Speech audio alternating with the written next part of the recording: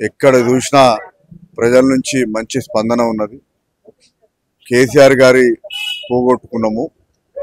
గోపన్న అకాల మరణం మమ్మల్ని ఎంతో బాధించింది.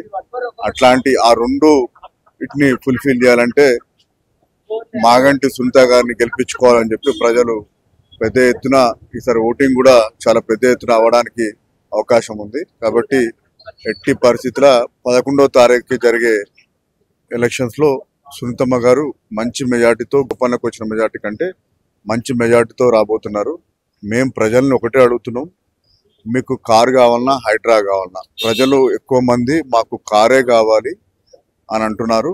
ఇంతకుముందు కూడా రాష్ట్రంలో టిఆర్ఎస్ ప్రభుత్వం పోయినా అని కూడా ఇక్కడ జూబ్లీహిల్స్ లోని ప్రజలు మాకే ప్రమాదం పట్టిల్లు. 2021లో జరిగిన గ్రేటర్ హైదరాబాద్ ఎలక్షన్స్ లో కూడా ఇక్కడ అన్ని డివిజన్లు బీఆర్ఎస్ పార్టీ క్లీన్ స్వీప్ చేసింది. ఇక్కడ బీఆర్ఎస్ పార్టీకి గత 15 సంవత్సరాల నుంచి ఒక ట్రెడిషనల్ ఓట్ బ్యాంక్ ఉంది. అది మాకు చాలా అనుకూలంగా జరిగే వాతావరణం. అట్లాంటిది కాంగ్రెస్ ట్రెడిషనల్ ఓట్ బ్యాంకు రోజు రోజుకి చెదిరిపోయింది. అందుకే వాళ్ళు ఇక్కడ ఉన్న రౌడీ షీటర్కు ఒక ఆయనకి మజిల్ పవర్, మనీ పవర్తో గెలవాలన్న ప్రయత్నం చేస్తారు. ఇక్కడ ఉన్న లోకల్ క్యాడర్కి 60 నియోజకవర్గాల నుంచి బీఆర్ఎస్ పార్టీ క్యాడర్ వచ్చి పనిచేస్తుంది. ఇక్కడ మేము మధురానగర్లో పెద్దలు మాజీ మంత్రి ఎర్రబెల్లి దయాకర్ రావు గారి ఆధ్వర్యంలో గత 24 రోజుల నుంచి పనిచేస్తున్నాము. గ్రౌండ్ ఇల్లు అపార్ట్మెంట్ ప్రతి ఓటర్ని జల్లడబట్టడం జరిగింది. మధురానగర్లో బీఆర్ఎస్ పార్టీకి అద్భుతమైన మెజారిటీ రాబోతుంది.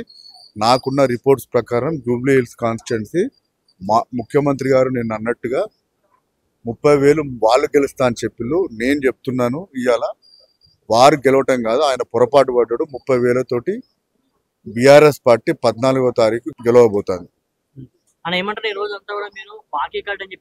బాకీ కార్డులు వాళ్ళందరికీ తెలుసు, కాకపోతే గుర్తు చేసే ప్రయత్నం చేస్తున్నాము.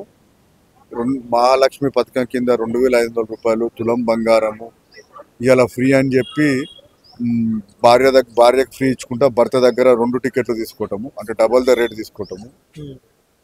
అట్లానే నిరుద్యోగులకి స్కూటీ ఇస్తానడం, నిరుద్యోగ వృత్తి ఇస్తానడం. ఇక్కడ చాలా మంది మేము తిరిగే మధురానగర్లో వీళ్ళందరికీ తెలంగాణ చాలా అన్ని జిల్లాలలో కొంత భూములు ఉన్నాయి, వ్యవసాయ భూములు. వాళ్ళు చెప్పేది ఏంటంటే మాకు రైతు బంధు ప్రతి సంవత్సరం 2 సార్లు టెన్షన్గా పడేది.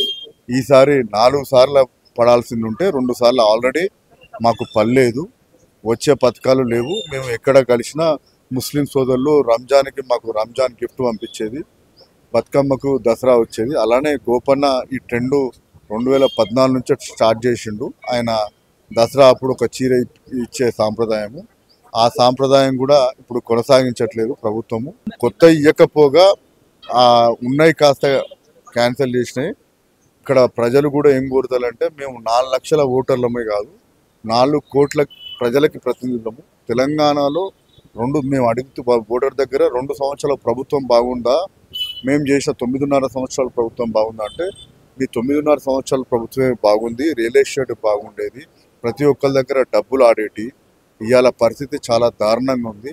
ఒక్కొక్కరు రియల్ ఎస్టేట్ బంద్ చేసుకొని ఛాయ్ దుకాణాలు, టిఫిన్ దుకాణాలు పెట్టుకోవాల్సిన పరిస్థితి వస్తుంది. ప్లంబింగు, ఎలక్ట్రీషియను ఎవరికి పని లేక చాలా ఇబ్బందుల పాలవుతున్నాం. ఒక పాజిటివ్ మూడ్కి ఓటు వేయాలని ప్రజలు నిర్ణయించుకున్నారు. సైలెంట్ ఓటింగ్ చాలా బ్రహ్మాండంగా ఉన్నది మధురానగర్లో. మీరు ఊహించని రీతిలో మధురానగర్లో కానీ జూబ్లీహిల్స్లో కానీ మంచి ఓటింగ్ తోటి బీఆర్ఎస్ పార్టీ గెలవబోతుంది.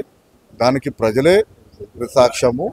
ఇంకోటి, ఇక్కడ ఓటర్లని భయభ్రాంతులకు గురి చేసే ప్రయత్నం చేస్తారు. కానీ ఇప్పుడున్న చైతన్యం ముందు, తెలంగాణ ప్రజల చైతన్యం ముందట కాంగ్రెస్ పార్టీ భూస్థాపితం కాబోతుంది. అది జూబ్లీహిల్స్ నుంచే నాంది పలుకుతారు.